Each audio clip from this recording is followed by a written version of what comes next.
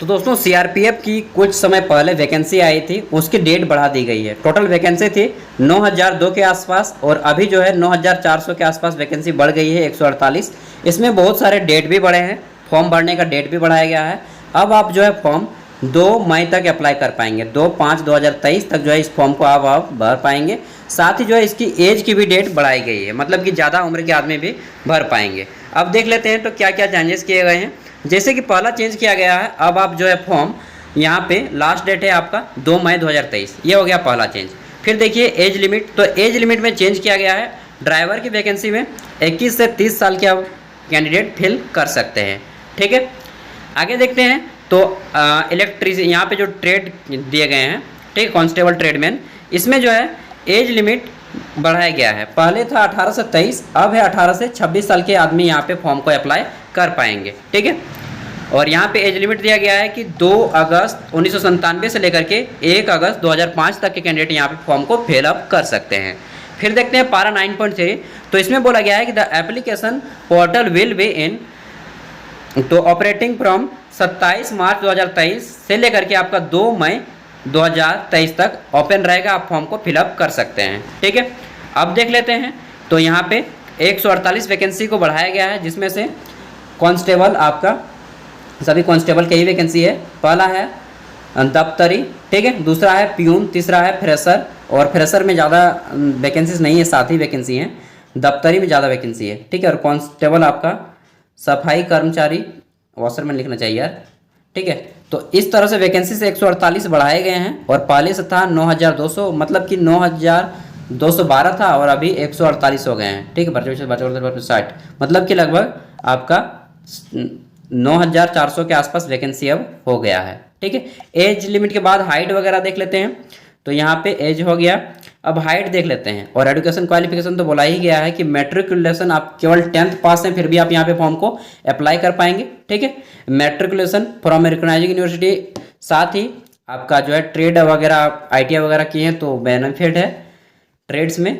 अब देख लेते हैं, यहाँ पे बोला गया है कि हाइट, तो देखिए यहाँ पे फिजिकल स्टैंडर्ड में बोला गया है कि male candidate except those listed SI serial number दिया गया है 1 और 2। तो यहाँ पे हाइट दिया गया है 165 सेंटीमीटर, यानी कि 5 फुट 5 इंच।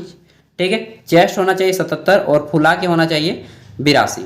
फिर देखिए तो candidate filling in the category, तो यहाँ पे आपको जो दिया गया है ये नॉर्थ ईस्ट वाले राज्यों के लिए, यहाँ पे 162.5 है। उत्तर पूर्वी राज्यों के लिए यहाँ पे अपना स्टेट का नाम देख सकते हैं अगर आप उत्तर पूर्व से हैं, और 77 होना चाहिए चेस्ट, और फुला के 82। तो चेस्ट जनरली सभी का हो जाता है, मेरा भी 81 है यार, जनरली फुला के तो हो जाता है 86।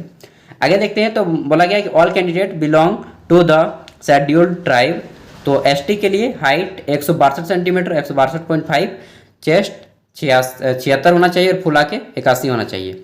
फिर देख लेते हैं तो फीमेल कैंडिडेट, और फीमेल कैंडिडेट में बोला गया है तो फीमेल कैंडिडेट 155 सेंटीमीटर, और साथ ही हाई चेस्ट वगैरह नहीं मेजर किया जाता है फीमेल का। साथ में अगर आप नॉर्थ ईस्ट के राज्यों से हैं, ठीक है, तो आपका हाइट 150 सेंटीमीटर रहेगा। और फिर बोला गया है कि female candidate belong the scheduled tribe, अगर आप ST कैटेगरी से आते हैं तो आपको 150 सेंटीमीटर हाइट में ही ले लिया जाएगा। ठीक है, तो इस तरह से हाइट हो गया, एज हो गया, और यहाँ पे बोला गया है फिजिकल एफिशिएंसी के बारे में, तो PFT के बारे में बोला गया है, PT के बारे में, कि male candidate should be able to complete 1 mile, यानी कि 1600 मीटर की दौड़ जो है 10 minute, and for female candidate 1 mile race in 12 minute. तो बहुत ईजी है दोस्तों, 1600 मीटर की रेस जो है आपको केवल और केवल 10 मिनट में पूरा करना है। बहुत ईजी है यार 1600 मीटर रेस। हम लोग जब एयरफोर्स का तैयारी कर रहे थे, गरुड़ कमांडो में गए थे, उस समय 5 मिनट 30 सेकेंड था। ठीक है, और आप लोग इजीली कर सकते हैं, मैं कर लिया तो आप लोग इजीली कर सकते हैं।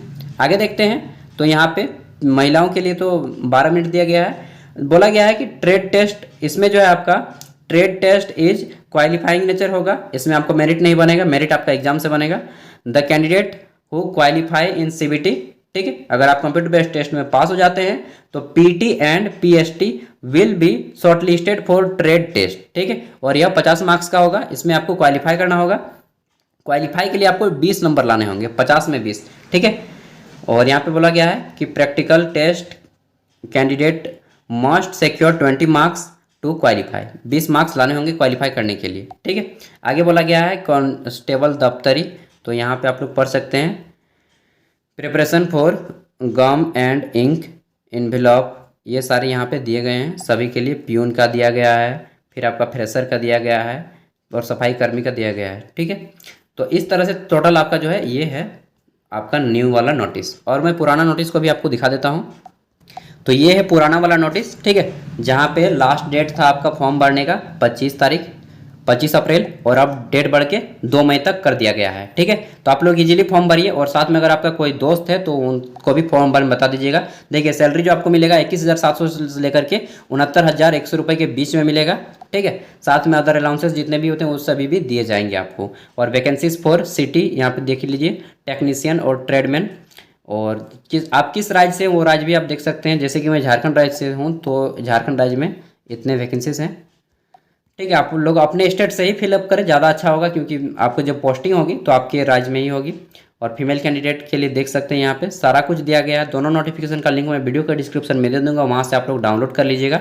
यहाँ पे आपको सिलेबस वगैरह सारा कुछ नोटिफिकेशन में ही दिया है कि एग्जाम में क्या पूछा जाएगा क्या नहीं पूछा जाएगा, ठीक है। अगर आपको सिलेक्शन लेना है ना, तो सच बता रहा हूँ, एक बार नोटिफिकेशन को अच्छे से रीड कीजिएगा।